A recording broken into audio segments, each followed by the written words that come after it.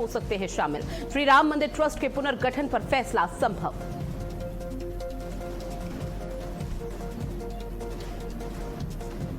दिल्ली में आज से एसआईआर का तीसरा चरण हुआ शुरू। बीएलओ घर जाकर मतदाता रिकॉर्ड का मिलान करेंगे। वोटर लिस्ट को किया जाएगा अब अपडेट।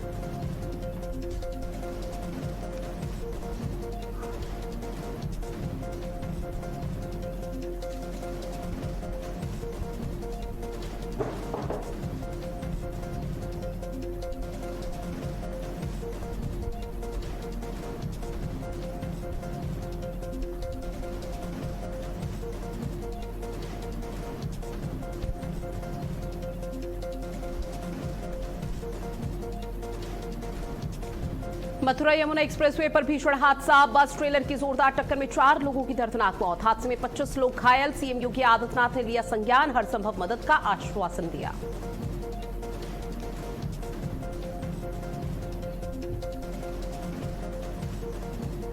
उत्तर प्रदेश में आज से मानसून की हुई एंट्री। 1 से 5 जुलाई तक प्रदेश में भारी बारिश का अलर्ट हुआ जारी। कई जिलों में तेज बारिश के आसार। 2 से 10 डिग्री सेल्सियस तक गिरावट संभव।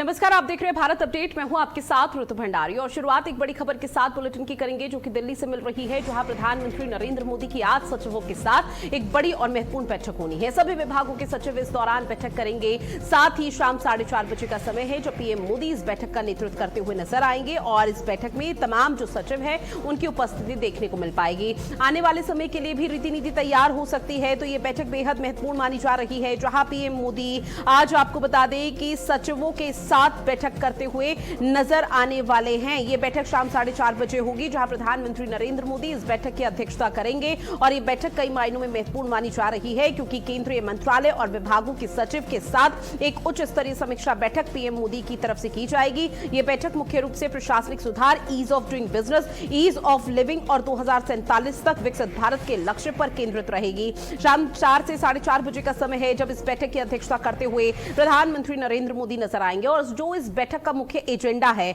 वो फिलहाल ये कि प्रशासनिक सुधार कैसे किए जा सकते हैं, नीतियों की समीक्षा कैसे की जा सकती है, उसके साथ साथ नागरिकों के जीवन को सरल, सुगम और आसान बनाने पर फोकस इस बैठक के माध्यम से किया जाना है। तो ये बैठक निश्चित तौर पर बेहद जरूरी हो जाती है, जहां प्रधानमंत्री नरेंद्र मोदी की अध्यक्षता वाली इस बैठक में कैबिनेट सचिव, केंद्रीय मंत्रालयों के सचिव हिस्सा लेंगे। यह महत्वपूर्ण बैठक केंद्रीय मंत्रिमंडल के संभावित फेरबदल और राजनीतिक पुनर्गठन की चर्चाओं के बीच हो रही है और इस लिहाज से भी इसे बेहद महत्वपूर्ण माना जा रहा है। तो ये बड़ी खबर आपकी टीवी स्क्रीन पर, जहां प्रधानमंत्री नरेंद्र मोदी की तरफ से सचिवों के साथ एक बड़ी बैठक होगी शाम 4:30 बजे का समय, जब सचिवों के साथ बैठक करेंगे और इस बैठक की अध्यक्षता करेंगे। इसका एजेंडा सीधे तौर पर यह कि प्रशासनिक सुधार किए जा सके, आम जनमानस तक जो तमाम चीजें हैं और उनकी सहूलियत के हिसाब से इस पूरी बैठक पर मंथन का सिलसिला भी किया जा सके और इन तमाम पहलुओं के आधार पर यह बड़ी बैठक होने जा रही है। मिशन 2047 भी यहां पर तय हो सकता है। बैठक का जो मुख्य एजेंडा है वो विकसित भारत 2047 के रोड मैप पर भी चर्चा यहां पर सचिवों के साथ होगी। कैसे बेहतर काम किया जाए, बेहतर प्रयास किए जाए ताकि हर आम जनमानस तक तमाम सुविधाओं का लाभ पहुंच सके। तो यह बड़ी खबर आपकी टीवी स्क्रीन पर साझा कर रही है, जहां पीएम मोदी की अध्यक्षता में शाम 4:30 बजे का समय सभी केंद्रीय मंत्रालय और विभागों के सचिवों के साथ यह बड़ी बैठक होती हुई नजर आएगी, जो कि बेहद ही उच्च स्तरीय समीक्षा बैठक है जो पीएम मोदी की अध्यक्षता में होगी, जहां प्रशासनिक सुधारों पर फोकस होगा, ईज ऑफ डूइंग बिजनेस और आम जनमानस के लिए ईज ऑफ लिविंग को बढ़ाने पर सीधा फोकस किया जाएगा। अगली बड़ी खबर, पश्चिम बंगाल विधानसभा में 4 अहम बिल पास हुए हैं। एंटी गुंडा कानून को मंजूरी मिली है। ओबीसी आरक्षण में बड़ा संशोधन किया गया। बिना ट्रायल 12 महीने हिरासत का प्रावधान है। यूसीसी ड्राफ्ट 2 जुलाई को कैबिनेट में पेश होगा। विधानसभा में बिल को भारी समर्थन भी इस दौरान मिला है। तो ये बड़ी खबर, जो ओबीसी आरक्षण में बड़ा संशोधन किया गया है। तो बंगाल विधानसभा में 4 बिल ऐसे हैं जिसको लेकर लंबे समय से बातचीत की जा रही थी, कवायद चल रही थी और अब अब वो पेश कर दिए गए। यूसीसी ड्राफ्ट को लेकर भी यहां पर चर्चा होती हुई नजर आई है, जहां विधानसभा में बिल को भारी समर्थन मिलता हुआ नजर आया, जिसके बाद अब कहीं ना कहीं टीएमसी मायूस नजर आ रही है। तो पश्चिम बंगाल विधानसभा में 4 अहम बिल पास हुए हैं, जहां आपको बताते चले कि एंटी गुंडा कानून को मंजूरी मिल चुकी है और इसके साथ ही तमाम और बिल जिसको लेकर गहनता के साथ चर्चा होती हुई नजर आई। राम मंदिर, अगली बड़ी खबर, राम मंदिर चढ़ावा चोरी मामले से जुड़ी हुई बड़ी खबर। मामले में एसआईटी ने चंपत राय से पूछताछ की है। चंपत राय से करीब 3 घंटे तक सवाल जवाब का सिलसिला जारी रहा। मंदिर प्रबंधन से जुड़े हुए मुद्दों पर पूछताछ हुई। कुछ सवाल ऐसे थे जिसके जवाब चंपत राय नहीं दे सके, लेकिन कुछ सवालों के जवाब चंपत राय की तरफ से दिए भी गए, जो कि बेहद जरूरी इस पूरी कार्रवाई तहकीकात के लिए हो जाते हैं। कुछ सवालों पर जवाब देने से इनकार चंपत राय की तरफ से साफ कर दिया गया। अनिल मिश्रा और गोपाल राव को भी एसआईटी ने नोटिस जारी किया है, जिनसे पूछताछ का सिलसिला चलेगा। अब इस पूरे मामले को लेकर तहकीकात जो की जा रही है वो तेजी से जांच के दायरे को बढ़ाया जा रहा है। चंपत राय को क्लीन चिट नहीं दी गई थी और ऐसे में चंपत राय, हालांकि एफआईआर में उनका नाम भी मेंशन नहीं था, जिसको लेकर खूब जोरों के साथ न सिर्फ सियासत हुई बल्कि लोगों की तरफ से सवाल पूछा जाने लगा कि आखिर चंपत राय को क्यों एफआईआर से दूर रखा गया, उन पर एफआईआर दर्ज नहीं हुई। लेकिन इस पूरे मामले पर अब आपको बताते चले कि चंपत राय से पूछताछ का सिलसिला देखने को मिला, जहां कुछ ऐसे सवाल थे जिसका जवाब चंपत राय की तरफ से दिया गया, लेकिन कुछ सवाल ऐसे थे जिसका जवाब देने के लिए चंपत राय ने पूरी तरह से इनकार कर दिया और साफ शब्दों में कहा कि या तो उनके पास जवाब नहीं है या फिर वो जवाब नहीं देंगे। अब इस पूरे मामले को लेकर आपको बता दें कि गोपाल राव और अनिल मिश्रा के साथ भी यहां पर बातचीत होती हुई नजर आएगी। वहां भी सवालों और जवाबों का सिलसिला देखने को मिलेगा, क्योंकि उनको भी नोटिस जारी कर दिया गया है। लेकिन अब आने वाले समय में क्या कुछ स्थिति और देखने को मिल पाती है और चंपत राय की तरफ से जिन सवालों का जवाब दिया गया उसमें क्या कुछ निकलकर सामने आया, वो देखना बेहद दिलचस्प है। टिन्नू यादव पर मेहरबान रहे हैं चंपत राय। अपना ड्राइवर और मंदिर में सेवादार बना दिया गया था। इसके साथ ही चढ़ावे की काउंटिंग की निगरानी का काम भी टिन्नू यादव को सौंप दिया गया था। साथ ही आपको बता दें कि दान पात्रों की चाबी भी टिन्नू यादव के पास ही रहा करती थी। तो किस तरह से ये मेहरबानी रही है टिन्नू यादव पर चंपत राय की, वो ग्राफिक्स के माध्यम से साझा कर रहे हैं। टिन्नू यादव को कार सेवकपुरम में ट्रस्ट के तौर पर जिम्मेदारी दे दी गई थी। अपना ड्राइवर था, लेकिन मंदिर में सेवादार उसको बना दिया गया था। चढ़ावे की काउंटिंग की निगरानी तक का काम यहाँ पर टिन्नू यादव को सौंप दिया गया था, जो इस वक्त पुलिस प्रशासन के चपेट में है, यानी कि उनके घेरे में है और लगातार जेल की सलाखों में है। उससे पूछताछ का सिलसिला भी यहाँ पर किया जा रहा है। लेकिन आने वाले समय में किस तरह से खुलासा होगा, इस पर पूरे देश भर की नजरें टिकी हुई हैं। अब ऐसे में लगातार यहां पर जो जानकारी अभी तक सामने आई उसमें साफ तौर पर ही बताया जा रहा है कि चंपत राय टिन्नू यादव पर बहुत ज्यादा मेहरबान थे। हालांकि 8 आरोपी हैं, 8 आरोपी इस वक्त जेल की सलाखों के पीछे हैं। अब चंपत राय को अयोध्या से दूर भेजने का फैसला, जहां चंपत राय को अयोध्या से निकलना होगा। चंपत राय ने इस्तीफा देने पर व्यवस्था बिगड़ जाने का तर्क भी दिया। हालांकि उन्होंने नैतिकता के आधार का जिक्र किया, लेकिन किस तरह से अब चीजें यहां पर क्लियर हो रही हैं। लेकिन अभी इंतजार ये करना होगा कि क्या इस पूरे मामले पर सीबीआई की एंट्री होती है और एसआईटी जो जांच कर रही है, अब गोपाल राव और इसके साथ अनिल मिश्रा से जब पूछताछ का सिलसिला देखने को मिलेगा, तब क्या कुछ निकलकर सामने आता है। एक और बड़ी खबर, जहां आगरा मंडल में राजस्व वसूली और लंबित मामलों के निस्तारण को लेकर मंडल आयुक्त ने सख्त रुख अपना लिया है। आपको बता दें कि मंडल आयुक्त नागेंद्र प्रताप की अध्यक्षता में हुई मंडल स्तरीय समीक्षा बैठक में कर करेत्तर कार्यों और राजस्व वादों की प्रगति की समीक्षा की गई। बैठक में वाणिज्य कर, स्टैंप एवं रजिस्ट्रेशन, आबकारी और खनिज विभाग की वसूली अपेक्षा से कम मिलने पर अधिकारियों को तेजी लाने के निर्देश दिए गए। वहीं परिवहन विभाग के प्रदर्शन पर संतोष जताया गया। मंडल आयुक्त ने लंबित राजस्व वादों का समयबद्ध तरीके से निस्तारण किया, सुनिश्चित करने और खराब प्रदर्शन करने वाली तहसीलों की नियमित समीक्षा के निर्देश भी दिए, ताकि राजस्व वसूली और जनपदों की रैंकिंग में सुधार हो सके। और देखिए, लंबित वाद विवाद को लेकर यहां पर गहनता से चर्चा हुई। कर वसूली में तेजी लाने के आदेश भी जारी कर दिए गए। इस बैठक के माध्यम से राजस्व वसूली में तेजी के निर्देश भी दिए गए हैं, ताकि आने वाले समय में किस तरह से लगाम लगाई जा सके। तो मंडल आयुक्त ने अब पूरी तरह से अधिकारियों पर लगाम कस दी है।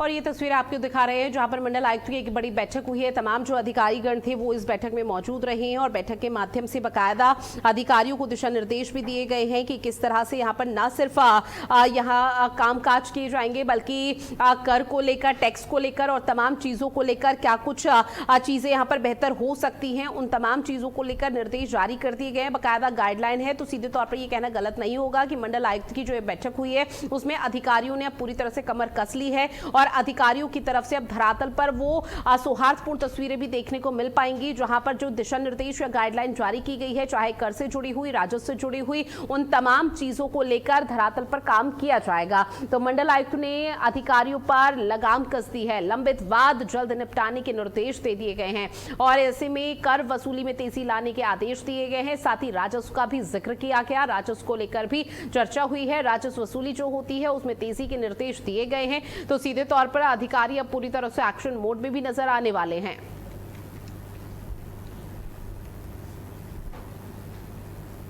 साथ ही कानपुर के कलेक्टरगंज थाना क्षेत्र में पुलिस ने प्रतिबंधित चीनी मांझे के खिलाफ एक बड़ी कार्रवाई करते हुए भारी मात्रा में अवैध मांझा बरामद किया है। पुलिस ने 3 कार्टन चीनी मांझा जब्त कर 2 आरोपियों को गिरफ्तार किया। आपको बता दें कि जांच में सामने आया है कि आरोपी इंस्टाग्राम के माध्यम से बरेली से प्रतिबंधित मांझा मंगाकर बाजार में बेचने की तैयारी कर रहा था। साथ ही डीसीपी एसके सिंह ने बताया कि चीनी मांझा बेहद खतरनाक है और इससे राहगीर और इसके साथ ही पशु पक्षियों की जान को भी गंभीर खतरा बना रहता है। पुलिस ने आरोपियों को जेल भेजकर आगे की कार्रवाई फिलहाल शुरू कर दी है।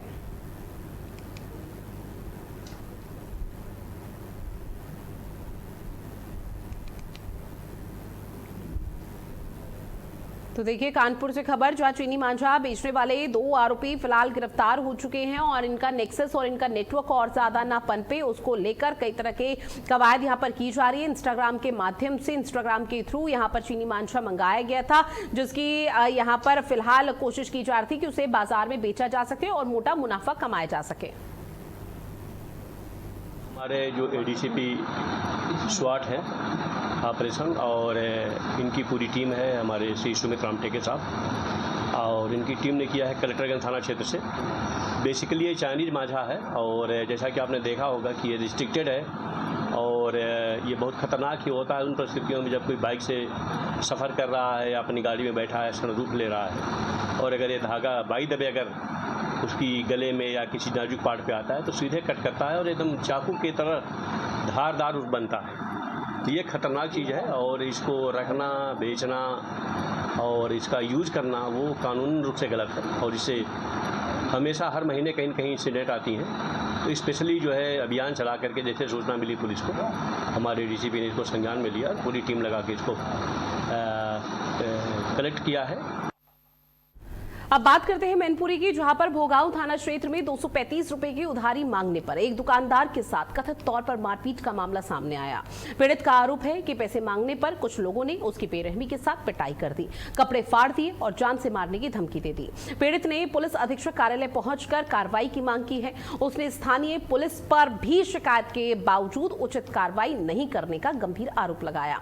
वहीं एसपी ग्रामीण ने मामले को गंभीरता से लेते हुए जांच के निर्देश दिए हैं और दोषियों के खिलाफ नियमानुसार कार्रवाई का आश्वासन दिया है। तो उधारी के विवाद में दुकानदार की जो पिटाई की गई है उसके बाद अब पीड़ित लगातार न्याय की गुहार लगा रहा है। 235 रुपए का यह उधार बताया जा रहा है। दुकानदार से मारपीट का आरोप है। अब एसपी से गुहार लगाई है कि जिस तरह से उसकी पिटाई की गई है उसको सख्त सजा यहां पर दी जा सके ताकि आने वाले समय में इस तरह के घटनाक्रम की और दुर्घटनाओं की कम से कम पुनरावृत्ति ना होने पाए। तो दुकानदार से मारपीट का यह आरोप, एसपी से गुहार लगाता हुआ यह पीड़ित परिवार जहां पर बकायदा लिखित में शिकायत दर्ज कराई है। उधारी के विवाद में किस तरह से ये मामूली सा विवाद था और मामूली सा विवाद कब यहां पर हिंसक हो गया उसके बाद की तस्वीरें आप तक साझा कर रहे हैं। जहां जो भी यहां पर प्रताड़ना दी गई है पीड़ित परिवार को वो बकायदा इसमें मेंशन किया गया और उसी के आधार पर अब यहां पर गुहार लगाई गई है कि जो यहां पर उसके साथ अन्याय हुआ है उसका न्याय बहुत जल्द से जल्द इस पीड़ित परिवार को मिल सके।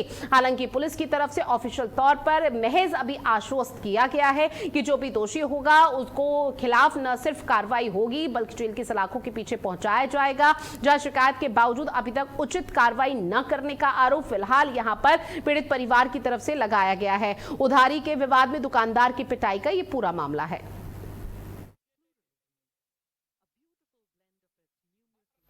हम जा रहे थे बाजार, वो प्रदीप और गौरव और क्या नाम है रवि, ये इन पे रुपए थे हमारे, प्रदीप पे।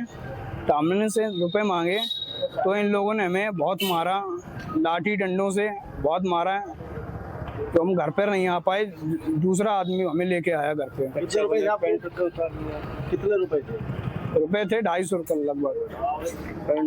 पैंट ये करी थी शिकायत, हम गए सर वहाँ पे, तो वो क्या नाम हम लोगों को ही डांट रहे हैं, बोल रहे हैं तुम लोग को दबंगई करते हो। जयदीप सिंह ने बोला ये चीज। क्या आरोप क्या क्या तुमसे ले गए मारपीट? हमारे पास फोन नहीं मिला मेरा, और रुपए भी थे जेब में मेरे, वो भी नहीं मिले मुझे। नंगे पैर हम घर आए थे, मेरे पास ना पैंट था ना शर्ट थे, सब फट गया था मेरा। मामला सर ये, मेरी चाय की दुकान है भोगांव में, RS पेट्रोल पंप के पास में। तो प्रदीप कुमार और रवि और गौरव, ये तीनों लोगों ने मेरे चाय के पैसे उधार करे। जब मेरे बेटे ने उनसे पैसे मांगे 2-3 दिन बाद, तो उन्होंने मेरे बेटे को डाल के घसीट के मारा लात घूंसों से। मेरा बेटा मोबाइल भी वहीं उन्होंने छीन लिया, पैंट भी उतार लिया उनका, ही नंगे पैर घर आया। जब मैं थाने में गया तो थाने में कुछ मेरी सुनवाई नहीं हुई। जब दरोगा जी उनके घर पर मतलब लेके गए हमको, तो उनके बाप ने ये कहा कि मेरे बेटे ने तुझे मारा, अगर मैं होता तो तुझे जान से मार देता। अब बात करते हैं अगली खबर की, जो कि मिर्जापुर से है, जहां पर आपको बताते चले कि गैपुरा में सड़क किनारे सरकारी दवाइयों की खेप मिलने का मामला अब गंभीर हो चुका है। गैपुरा स्थित सरोई प्राथमिक स्वास्थ्य केंद्र से जुड़े हुए वायरल वीडियो के सामने आने के बाद मुख्य चिकित्सा अधिकारी ने मामले की जांच के आदेश दे दिए हैं। सीएमओ ने कहा कि पूरे मामले की निष्पक्ष जांच कराई जा रही है और जांच में जो भी दोषी पाया जाएगा उसके खिलाफ सख्त कार्रवाई की जाएगी। फिलहाल स्वास्थ्य विभाग मामले की हर पहलू से जांच में जुटा हुआ है और किस तरह से ये वायरल वीडियो हुआ है और वीडियो के वायरल होने के बाद से ही लगातार जांच के दायरे को आगे बढ़ा दिया गया है। जहां पर आपको बता दें कि दवाइयों की खेप पाई गई है भारी मात्रा में, जिसको या तो डिस्ट्रॉय कर दिया गया या फिर जानबूझकर उसको फेंक दिया गया। लेकिन अब ये पता लगाया जा रहा है कि आखिर ये कौन सी दवाइयां हैं और कहां और कैसे इसको बेची जा रही थी, और यहां पर दवाइयों की खेप को फेंक देना या उसको डिस्ट्रॉय कर देना, इसके पीछे की मंशा क्या कुछ हो सकती है। फिलहाल सीएमओ ने जांच के आदेश दे दिए हैं, कार्रवाई इस पर तय है। सड़क किनारे सरकारी दवाइयों की एक खेप मिली है, जो बरामद यहां पर फिलहाल पुलिस स्थानीय प्रशासनिक अमले की तरफ से की गई है। अब सरकारी दवाएं मिलने के मामले में जांच पूरी तरह से तेज कर दी गई है। कुछ लोग संदिग्ध दायरे में जरूर आएंगे, जिनसे पूछताछ का सिलसिला भी बढ़ाया जाएगा। लेकिन क्या खुलासा होता है, अभी इसको लेकर कुछ भी कहा नहीं जा सकता, क्योंकि सड़क किनारे जो भारी संख्या में ये दवाइयों का खेप मिला है, इसको लेकर अभी महज जांच की जा रही है, इस तरह का आश्वासन दिया गया है। क्योंकि सीएमओ तक बात पहुंच चुकी है, सीएमओ की तरफ से सीधे तौर पर कह दिया गया है कि जो भी दोषी होगा उसे बख्शा नहीं जाएगा, लेकिन इस पूरे मामले पर निष्पक्ष जांच होनी चाहिए, पारदर्शी तरीके से जांच होनी चाहिए, ताकि अगर कोई इस तरह का कृत्य कर रहा है और इसके पीछे की मंशा क्या है, इसका पता लगाने के भी निर्देश फिलहाल दे दिए गए हैं। तो तस्वीरें आपकी टीवी स्क्रीन पर, ऐसे में दवाइयों की जो भारी संख्या में खेप पाई गई है उसको जलाने तक का प्रयास किया गया, तो सीधे तौर पर यह कहना गलत नहीं होगा कि इन दवाइयों को डिस्ट्रॉय करने का प्रयास किया गया, ताकि पूरी तरह से जो भी मंशा है वो अपने मंसूबों में कामयाब हो सके और दवाइयों को नष्ट किया जा सके। लेकिन ऐसे में अब जब पुलिस मौके पर पहुंची और इस पूरे मामले को उजागर किया गया, उसके बाद सीएमओ से बात की गई है, सीएमओ ने जांच के आदेश दे दिए हैं। अब इस पूरे मामले को लेकर कार्रवाई होगी। विद्यालय के सामने रोड पे कुछ दवाएं पड़ी मिली थी, जिनमें टीबी की दवाएं थी। संबंधित चिकित्सा अधिकारी इंचार्ज को उस पर हमने जांच के लिए लिखा हुआ है और कल तक जांच आख्या आ जाएगी, तभी हम सही से बता पाएंगे। बताया जा रहा है कि एक क्लिनिक है जिसके बगल में दवाओं की खेप मिली थी और वो जो क्लिनिक का संचालक है वो भी विभाग में ही कार्यरत है, तो क्या उसकी संलिप्तता हो सकती है? अब कल जांच के उपरांत तो इस पर कड़ी कार्रवाई करूंगा।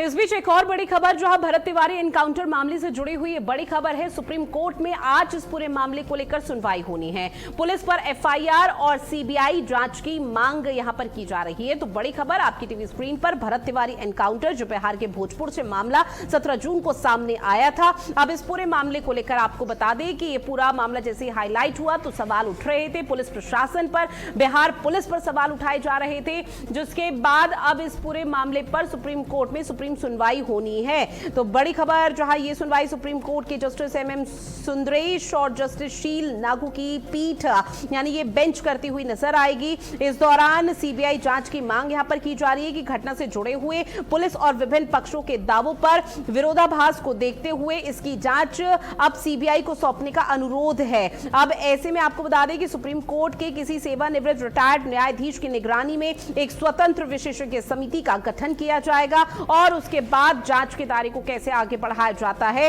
इस पर भी चर्चा यहां पर होगी। तो सुप्रीम कोर्ट में जब सुप्रीम फैसला आएगा, सुप्रीम कोर्ट क्या कुछ इस पूरे मामले को लेकर सुनवाई के दौरान फैसला सुनाता है और दोनों पक्षों की तरफ से क्या कुछ दलीलें रखी जाती हैं, पुलिस के खिलाफ जो यहां पर चीजें कही जा रही थी अभी तक ऑफिशियल तौर पर, अब उसे दलील के तौर पर कैसे सुप्रीम कोर्ट में सुनवाई के दौरान रखा जाता है, इस पर भी हर किसी की नजरें टिकी हुई है। लेकिन भरत तिवारी को लेकर कुछ लोगों का यह कहना था कि भरत तिवारी को न्याय नहीं मिला है, भरत तिवारी के साथ जो हुआ है वो गलत हुआ है और ऐसे में इस पूरे मामले पर न्याय मिलना चाहिए। लेकिन अब ये पूरा मामला सुप्रीम कोर्ट की दहलीज तक पहुंच चुका है, जहां कथित तौर पर इस फर्जी एनकाउंटर में शामिल पुलिसकर्मियों के खिलाफ FIR दर्ज करने की बात कही जा रही है और CBI जांच की मांग हो। कहा यह भी जा रहा है कि इस पूरे मामले को लेकर जो भी पुलिसकर्मी दोषी है उसको बख्शा नहीं जाना चाहिए और उन पुलिसकर्मियों के बयान भी रिकॉर्ड होने चाहिए जो इस पूरे फर्जी एनकाउंटर में शामिल थे।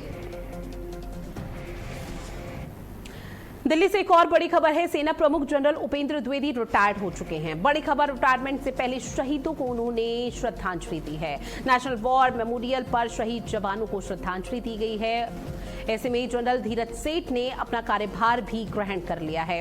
जनरल धीरज सेठ अब 31वें आर्मी चीफ बने हैं। जनरल धीरज सेठ को करीब 40 साल का सैन्य अनुभव है। 1986 में भारतीय सेना में वो शामिल हुए थे, जिसके बाद आपको बता दें कि उपेंद्र द्विवेदी का कार्यकाल समाप्त होना था, लेकिन उससे पहले ही धीरज सेठ को उनका यहाँ पर कार्यभार सौंप दिया गया था, जिन्होंने अब ग्रहण कर लिया है। और ऐसे में जनरल उपेंद्र द्विवेदी का फिलहाल कार्यकाल समाप्त हो चुका है। तस्वीरें आपकी टीवी स्क्रीन पर, वॉर मेमोरियल वो पहुंचे और इस दौरान उन्होंने भावभीनी श्रद्धांजलि शहीदों को दी है। ये तस्वीरें भी उसी दौरान की आप तक साझा कर रहे हैं। जनरल धीरज सेठ ने अपना कार्यभार ग्रहण किया। सेना प्रमुख जनरल उपेंद्र द्विवेदी अब रिटायर हो चुके हैं। उनका चूंकि कार्यकाल समाप्त हो चुका है और ये तस्वीर भी उसी दौरान की जब जनरल धीरज सेठ ने अपना कार्यभार संभाला, लेकिन उससे पहले उपेंद्र द्विवेदी जो रिटायर हुए हैं वो वॉर मेमोरियल पहुंचे और इस दौरान शहीदों को श्रद्धांजलि देते हुए नजर आए हैं। तो ये तस्वीरें निश्चित तौर पर बेहद जरूरी हो जाती हैं, जहां पर अब उपेंद्र द्विवेदी का जो कार्यभार है, जो कार्यकाल है, वो समाप्त हो चुका है और ऐसे में वो वॉर मेमोरियल पहुंचे, जिसके बाद उन्होंने शहीदों को श्रद्धांजलि दी है। और इसके साथ ही आपको बता दें कि अपने पद से सेवानिवृत्त यानी कि रिटायर हो गए हैं, उनके स्थान पर, उनकी जगह पर अब देश के नए सेना प्रमुख में लेफ्टिनेंट जनरल धीरज सेठ ने भी कार्यभार ग्रहण कर लिया है। और चलिए इन तमाम खबरों के साथ बुलेटिन में इतना ही। आप बने रहिएगा भारत अपडेट के साथ। नमस्कार।